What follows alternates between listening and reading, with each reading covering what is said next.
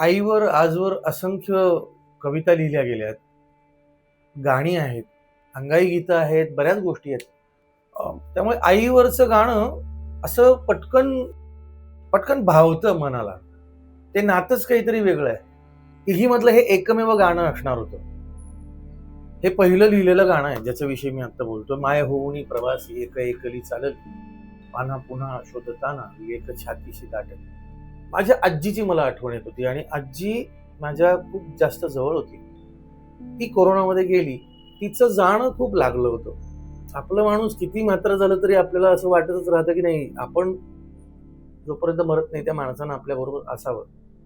आपल्या माणसाचं, एस्पेशली आपल्या अत्यंत जवळच्या आईचं जाणं खूप अवघड असतं, अवघड गोष्ट असते. हे सगळं आठवत होतं का कुणास ठाऊक. घराच्या इथे बसलो होतो आणि मी जिजी विशाला फोन केला. जिजी, काय लिहायचंय गाण्यामध्ये, काय असलं पाहिजे? पहिला चित्रपट आणि ती मला म्हणते की बाकी काही नाही, बहिणाबाईंनी लिहिलं असतं तर गाणं कसं झालं असतं तसं पाहिजे. आधीच लिखाणाची शाश्वती नसलेलं मी त्यात पुन्हा बहिणाबाईंनी लिहिलं असतं तर कसं. हे प्रयत्न करूया. बहिणाबाईंचं मीटर ज्या साधारणतः त्यांची जी शैली होती ती, अरे संसार संसार जसा तवा चुल्यावर, आधी हाताला चटके तवा मिळते भाकर. ते मीटर एकदा गुळवत ठेवलं मनामध्ये आणि अचानकपणे आई निघालीये प्रवासाला असा विचार आला आणि माय होऊनी प्रवासी एक एकली चालली, आन्हा पुन्हा शोधताना लेक छातीशी दाटली. आई गेलीये पण तरी सुद्धा मन मानत नाही आपलं. असं होतं ना, म्हणजे मला तरी होतं की असं वाटतं आत्ता उठतील का, आत्ता कदाचित डोळा उघडेल का, श्वास कदाचित परत सुरू होईल का.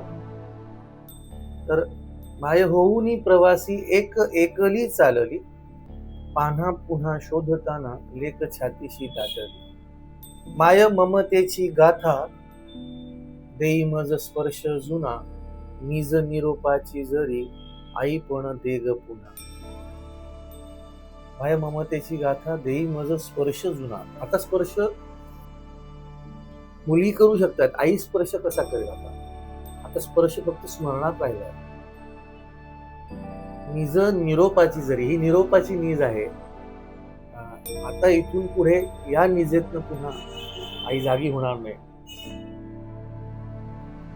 नको नको आई जाऊ करुणी अशी आबाळ, तुझ्या विना पाझरावे पुन्हा कसे ग आभाळ. आई नावाचं आभाळ असतं म्हणे आपल्या. आभाळ कवेत घेतं तसं आई कवेत घेते. किती किती भांडायाचे मांडायाचे राहून गेले, पुन्हा तुझ्या खुशीमध्ये निजायाचे राहून गेले. यांनी झोपायाचे राहून गेले असं लिहिलं होतं. निखिलनं मला निजायाचे जास्त समर्पक शब्द वाटतो असं. पुन्हा नीज आलीच गाण्यामध्ये. किती किती असं वाटतं ना की गोष्टी राहून गेल्या सांगायच्या. आता कुणाला सांगशील, आता काय बोलशील आणि कोणाशी बोलशील. चालली से चाल आई नको जाऊ ग स्वर्गात, एक शिवी खाण्यासाठी पुन्हा येऊ दे गर्वात.